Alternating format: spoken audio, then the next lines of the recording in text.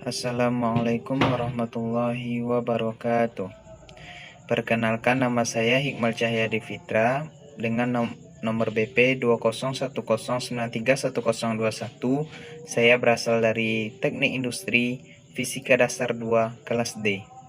Baiklah, pada kesempatan kali ini izinkan saya untuk menjelaskan mengenai materi induksi magnet dan gaya Lorentz. Yang pertama, mengenai induksi magnet. Konsep induksi magnet berawal dari tidak terkendalinya putaran jarum kompas yang ada di kapal laut saat petir menyambar. Kemudian, Ørsted melakukan penelitian yang menunjukkan bahwa arus listrik dapat menimbulkan medan magnet. Cara yang dilakukan dengan mengamati pergerakan jarum kompas saat diletakkan dengan kabel yang dialiri arus listrik. Percobaan ini dikenal dengan percobaan Ørsted. Arah medan magnet dan arah arus dapat ditunjukkan dengan menggunakan kaidah tangan kanan. Arus listrik ditunjukkan dengan huruf I dan diwakilkan dengan jempol, dan medan magnet ditunjukkan dengan huruf B yang diwakili dengan 4 jari lainnya. Kaidah tangan kanan. Bila kita menggenggam kawat dengan tangan kanan, sedemikian sehingga ibu jari menunjukkan arah arus, maka lipatan keempat jari lainnya menyatakan arah putaran garis-garis gaya magnet. Seperti ditunjukkan pada gambar, ibu jari menunjukkan arah arus dan empat jari yang memutar menandakan arah medan magnet. Medan magnet pada kawat lurus berarus. Di sekitar kawat berarus listrik terdapat medan magnet yang melingkari kawat seperti gambar berikut. Kuat magnet di titik P untuk kawat lurus seperti gambar di samping dapat dicari dengan rumus BP yang mewakili medan magnet pada titik P sama dengan mu0 dikali I dikali cos alfa 1 ditambah cos alfa 2 per 4pi dikali A. Jika kawat lurusnya sangat panjang atau tak berhingga, maka kuat medan magnet pada titik P menjadi dengan mewakili BP sama dengan mu0 dikali I dibagi 2pi dikali A, atau BP sama dengan K dikali I per A dengan K sama dengan mu0 per 2pi. Keterangan dengan B kuat medan magnet dengan satuan Tesla, A jarak titik ke kawat dalam satuan meter, I kuat arus listrik yang mengalir pada kawat dengan satuan ampere, mu0 permeabilitas vakum dengan mu0 sama dengan ketetapannya 4pi dikali 10 pangkat min 7 Weber per ampere meter.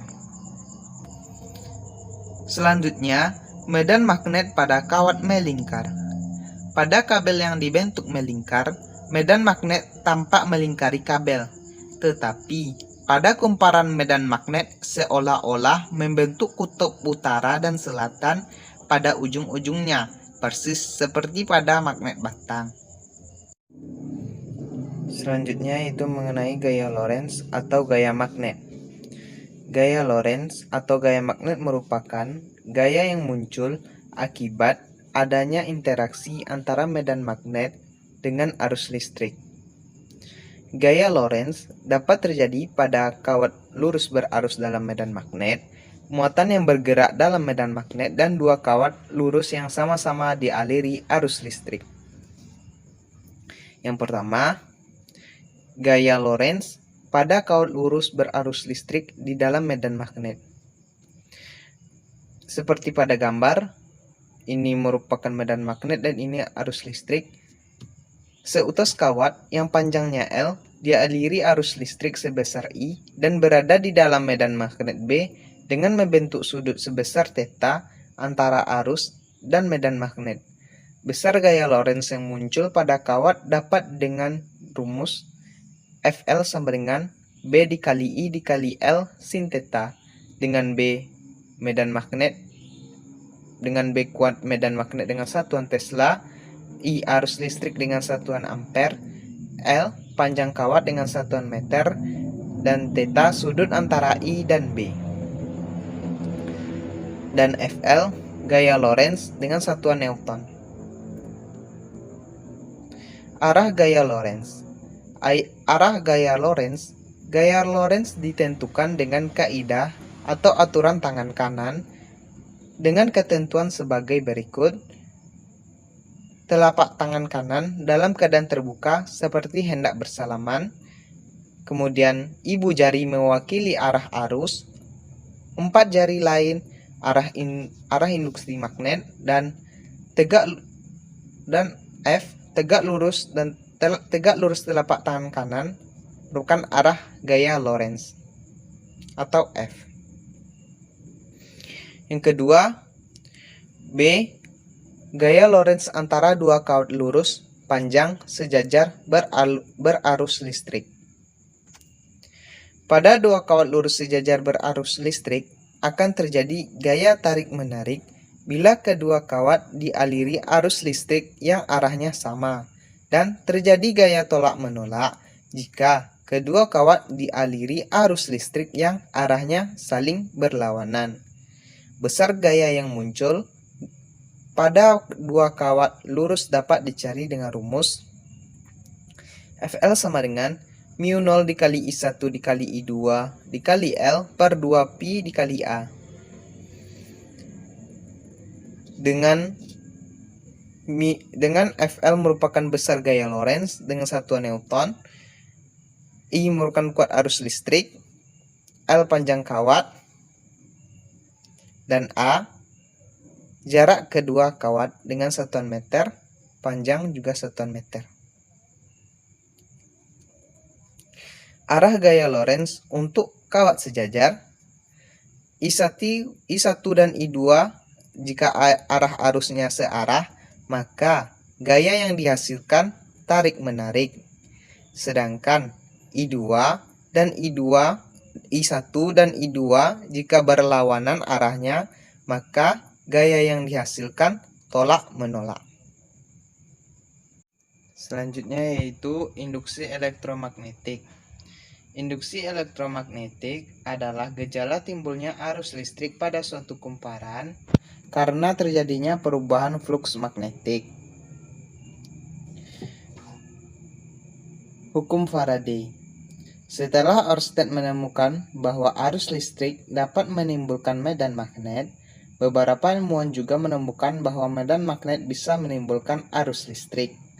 Seorang ilmuwan fisika, Michael Faraday, berhasil melakukan percobaan menghasilkan arus listrik dari medan magnet. Dari percobaan tersebut, dilahirkanlah suatu hukum yang dikenal dengan hukum Faraday. Hukum Faraday berbunyi, GGL induksi yang terjadi dalam suatu loop kawat berbanding lurus dengan laju perubahan flux magnetik yang melalui loop kawat tersebut dan berbanding lurus dengan banyaknya lilitan. GGL yang dihasilkan menurut hukum Faraday yaitu min N dikali delta flux per delta T, atau GGL sama dengan min N dikali D flux per dt. Keterangan N merupakan jumlah lilitan kumparan, turunan delta flux per delta T merupakan laju perubahan flux setiap waktu, sedangkan D flux per dt merupakan diferensial flux terhadap waktu dengan satuan Wb per second, sedangkan GGL satuannya adalah volt. Perlu diketahui, tanda minus pada persamaan Faraday menunjukkan bahwa arus induksi selalu berlawanan dengan arah penyebabnya.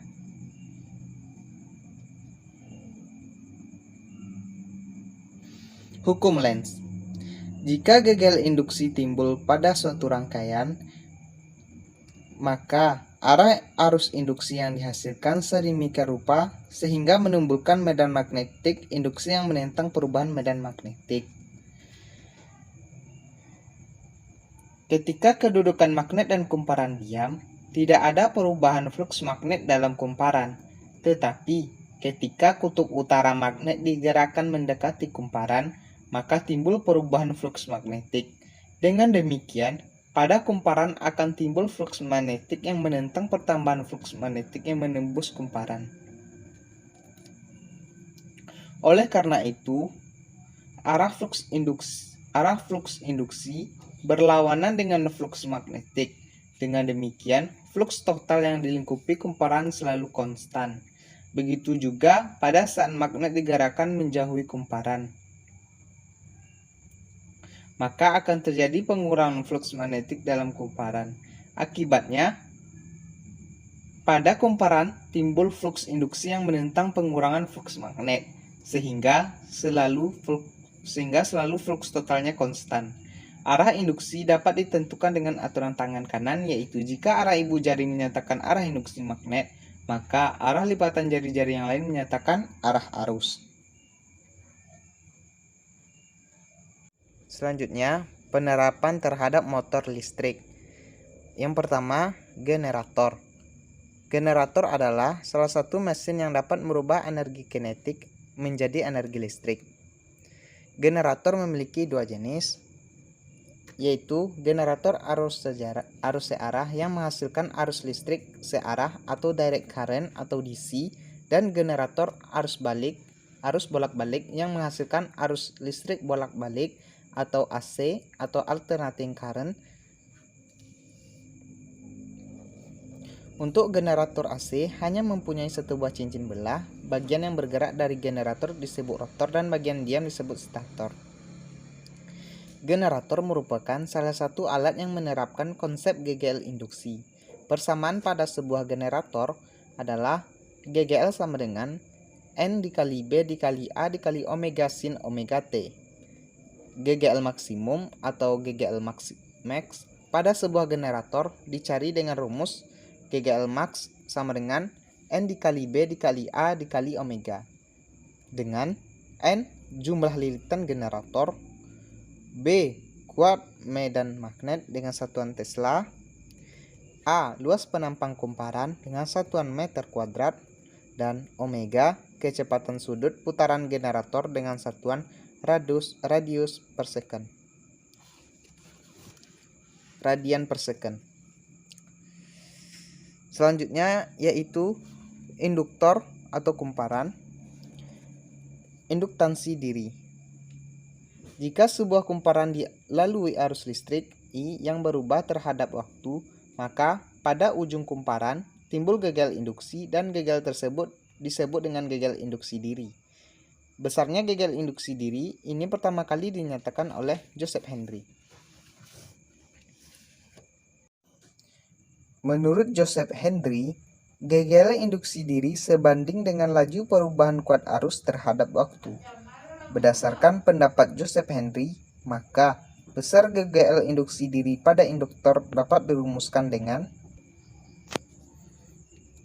GGL sama dengan min L dikali DI per DT atau GGL sama dengan min L dikali delta I per delta T. Dengan keterangan, GGL merupakan GGL induksi diri dengan satuan volt, L merupakan induktansi diri dengan satuan Henry, sedangkan DI per DT merupakan diferensial arus terhadap waktu, dan delta I per delta T merupakan perubahan arus dibagi selang waktu dengan satuan ampere per second. Induktansi diri untuk solenoida dan toroida yaitu mu0 dikali N kuadrat dikali A dibagi dengan L, dengan N merupakan jumlah lilitan, A merupakan luas penampang kumparan solenoida, I merupakan L kecil merupakan panjang solenoida atau toroida. Selanjutnya, energi yang tersimpan dalam induktor atau kumparan.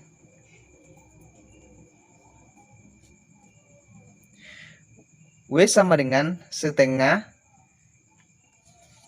L dikali I kuadrat. dengan L merupakan induktansi diri, I merupakan kuat arus listrik. Selanjutnya, induksi silang. Berbeda dengan induksi diri, induksi silang atau induksi bersama terdiri dari dua kumparan.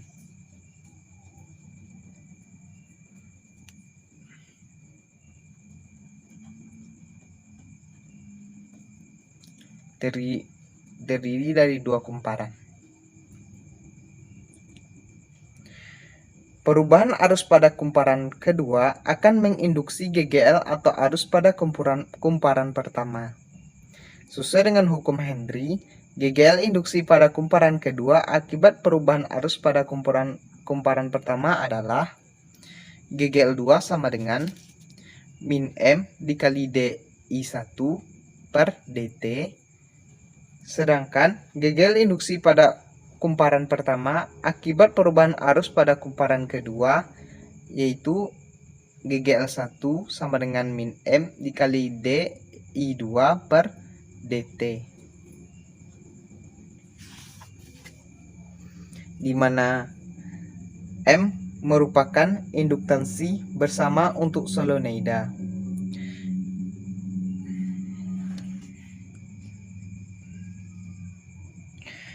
M memiliki rumus yaitu mu0 dikali N1 dikali N2 dikali A1 per L1 atau mu0 dikali N1 dikali N2 dikali A2 per L2 dengan keterangan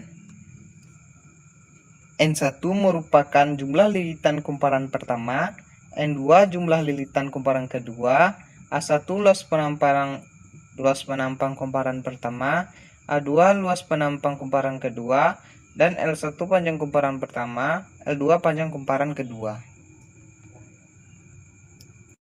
Selanjutnya yaitu transformator atau trafo. Transformator adalah alat yang digunakan untuk menaikkan atau menurunkan tegangan listrik arus bolak-balik.